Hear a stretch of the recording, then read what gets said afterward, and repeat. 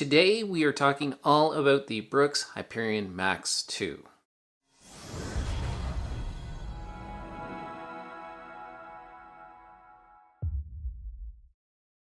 Hi everybody and welcome to another video. My name is Matt and this is What Matters to Matt, and that's right, on today's video we're going to talk all about the Brooks Hyperion Max 2. Now, to get a disclosure out of the way right off the bat, this was a shoe that Brooks sent me for the purpose of review. However, they're not telling me what to say in this video. My thoughts and opinions are definitely my own. So as usual, we're going to go down through the upper, the midsole, and the outsole, and I'm going to let you know whether I feel like the Hyperion Max 2 would be worth my hard-earned cash. Now, if after watching this video and several other reviews on this shoe you think you're going to want to pick it up, I'll put a link to it in the description down below. You could also head on over to vmzfit.com. Now, that is a website that me and my family have put together. It's full of affiliate links. They don't mean a whole lot to you, but they go a long way to trying to help this little channel that we're trying to grow. All right, let's get into the video. So if I am being completely honest with you guys, I did not actually run in the original Brooks Hyperion Max, and that was for a couple of different reasons. One is that when I'm using a shoe for a workout shoe, I've got a little bit spoiled over the last couple of years, and I really like seeing a plate. I know different people have different views on that, but some sort of extra help with stability and with pop. And in the first Hyperion Max, they did not include a plate. They've included a nylon plate here, and we'll get into how that actually interacts with the shoe in a minute. They also increase the stack height. Again, something that I got a little bit spoiled over the last couple of years is having a little bit more stack. And third, and this one's honestly probably the biggest one, is that up until the last couple of years, Brooks really didn't excite me with their shoes. They had good quality shoes. I really liked running in the Glycerin. I really liked running in the Ghost, but they weren't shoes that excited me that I wanted to take on for faster workouts or for races. They've come a long way. They've started to add new tech into all their shoes, and if you want to see my first review on the Glycerin Max, it's back there on the computer desk. I realize you probably can't see that. It's really out of focus. I'll put that up top somewhere. It's one of my favorite shoes that I've been running in so far this year. All right, that's kind of the reason why I hadn't actually picked up the Hyperion Max in the first place, but I was so excited when Brooks sent me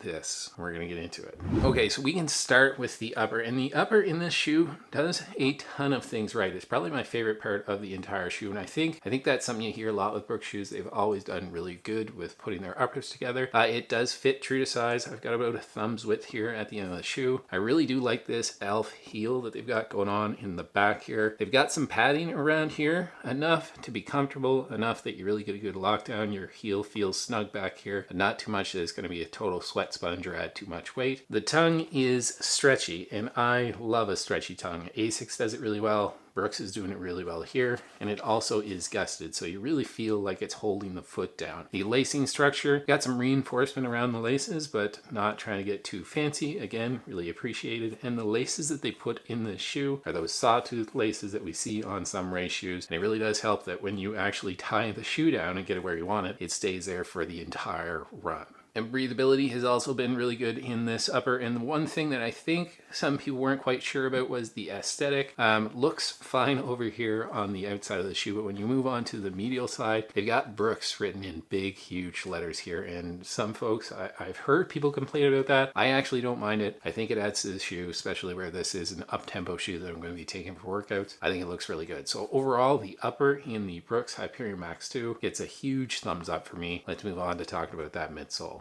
The midsole that Brooks has in this shoe is 37 millimeters in the heel, 31 millimeters in the forefoot for a 6 millimeter drop, which is welcome because previously most Brooks shoes had a little bit of a higher drop. And they are using a DNA flash nitrogen infused midsole foam that isn't EVA based. And up until just this year, that was actually Brooks premium race day foam. All right, so to be fair, if you're measuring this on energy return, you're measuring this on pop, and you're measuring this on just pure excitement when you're out running in the shoe, it does not pair up well against some of those other race day foams that we have out there from other shoe brands. But it does work really well when it comes to consistency. It works really well when you get out of it what you put into it, and it works really well at a number of different paces. Again, it's not as energetic or poppy or squishy, but you don't get lost in it like you do some other foams out on the market. And I think that also translates into the nylon plate that they have running through the bottom of the shoe, is that it's not overly poppy, not overly energetic, and it feels like that plate is doing a whole lot more to just stabilize your foot than offering a whole lot of extra energy return when you're out on the run. And that nylon plate is sandwiched between two layers of the foam, and you can kind of see where it runs right here. You've got it peeking out on the lateral side just a bit, but it runs the whole length of the shoe. Again, it does well at helping stabilize the foot, but doesn't add a whole lot of extra pop. So how does that all translate for me? Well, it's a consistent foam that works. And if I'm going on a workout and I'm feeling like I've got lots of energy and I'm really going to hit that workout hard, this is a good shoe for me, regardless of sort of the paces that I'm running. If I'm running all out repeats, like 400-meter repeats, I might want something that feels a little bit faster. But overall, kilometer repeats, mile repeats, any tempo workouts or long runs with some harder pace, this is going to work really, really well. Where it doesn't quite work for me is if I'm feeling a little bit worn out and I need something that's going to offer a little bit more pop, a little bit more energy return. I need a little help in that workout. I'm probably going to turn to an old faithful, something like the Adios Pro 3 or the Endorphin Pro 3, a super shoe that's going to give me that extra oomph when I'm out there doing my workouts. So again, midsole, consistent, gets the job done.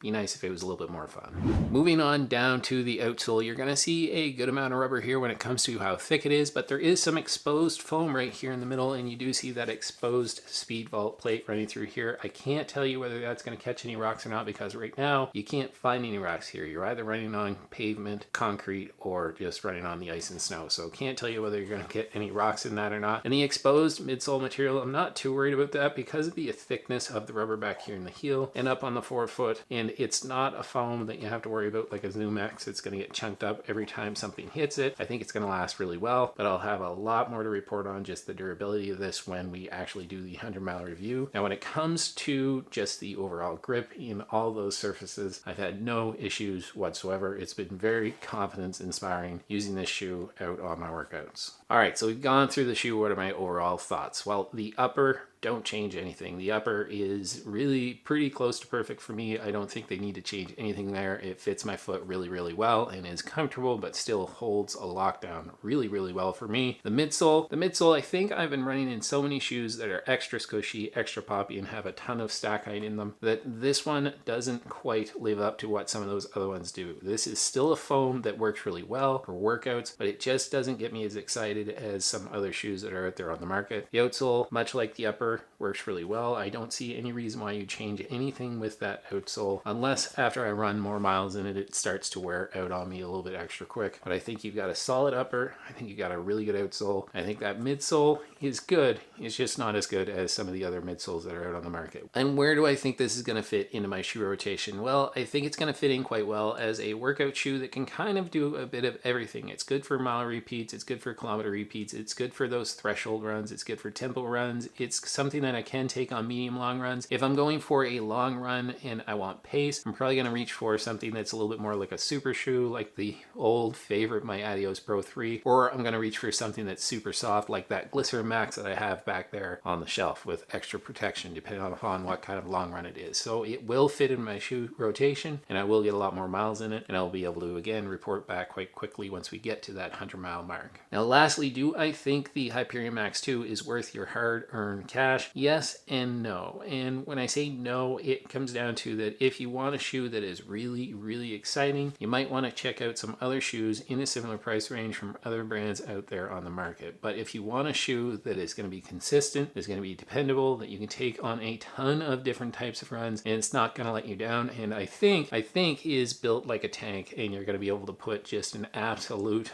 bonkers amount of miles into a shoe, this is a good option.